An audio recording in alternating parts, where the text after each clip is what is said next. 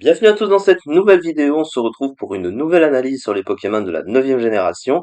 Et on continue sur les formes paradoxes avec ici Épine de Fer, et oui encore un nom de fer. Voilà, vous avez compris que le nom c'était une tradition, en tout cas pour les formes du futur. On a un Tyrannosif du futur, du coup comme on peut le voir, et du coup on va parler de ça. Alors si Tyrannosif est encore d'ailleurs un des meilleurs Pokémon du jeu, il est encore en 9e génération, peut-être un peu moins qu'avant, mais il est quand même fort, hein, Tyrannosif.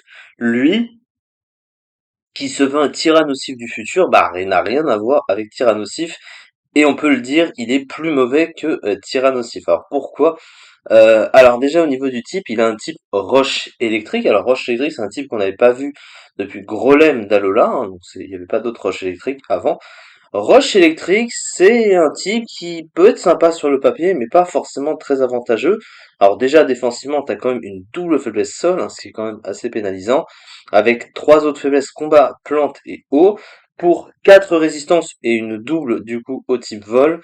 Bon, la résistance normale et poison, c'est pas très utilisé en stratégie. On remarque le type poison, c'est une faiblesse du type fée. Bon, c'est toujours pas mal d'avoir une résistance à côté. Mais quand même, une double faiblesse au type sol, c'est quand même très gênant. Une faiblesse combat, c'est très gênant aussi. Il a quand même des faiblesses très gênantes, donc un séisme peut venir assez facilement sur lui, des attaques combat, ça peut venir assez facilement sur lui. Donc ça change pas vraiment grand-chose à Tyrannosif. Tyrannosif de base a quand même beaucoup de faiblesses, mais Roche Ténèbres, ça restait même plus utile offensivement que Roche Électrique. Alors Roche Électrique, du coup, offensivement, bah déjà c'est résisté quasiment par le type acier plus que le type Roche Ténèbres, même si le type électrique est neutre comme le type ténèbres sur le type acier, t'as une meilleure couverture que ça. Après, ça reste pas nécessairement un mauvais type non plus, hein, puisque, bah, vous voyez, hein, il est résisté par à peine 100, on va dire environ 100 Pokémon, et super efficace sur 454, donc ça reste quand même un bon type offensif, hein, c'est pas un mauvais type offensif, mais c'est sûr qu'il y a mieux. Mais c'est surtout défensivement, on a des faiblesses quand même très gênantes.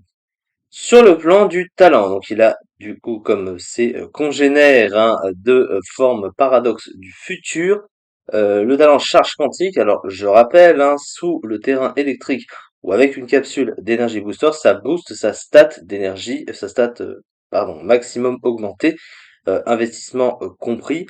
Alors, bah, en général, pour lui, en l'occurrence, c'est assez utilisé quand même. On voit que il y a 44% des sets qui sont utilisés avec la capsule d'énergie booster. Donc, donc c'est assez pratique du coup pour lui. Donc plus pour l'attaque en l'occurrence. Ça peut être une stat défensive, mais en général, c'est vraiment plus la stat offensive qui va l'être. Et donc, bah, le talent est principalement utilisé pour ça. Pour du coup le terrain électrique, encore une fois, il faut avoir une team adaptée. Après, comme il est de type électrique, bah pourquoi pas aussi, sait-on jamais. Et Tokorico n'est pas revenu, d'autres trucs ne sont pas revenus, donc bon, je pense pas que ce soit vraiment utile. On va passer aux statistiques. Alors c'est vrai qu'en apparence, on peut se dire, ouais mais ça ressemble à Tyrannosaurus, donc c'est très fort. Eh ben, pas forcément, et on va voir ça. Alors déjà, il a 134 en attaque, donc c'est quand même très fort. Il a un bulk assez bon, hein, 110, 84, c'est pas mal. Défense spéciale un peu plus faible, mais quand même un très bon bulk.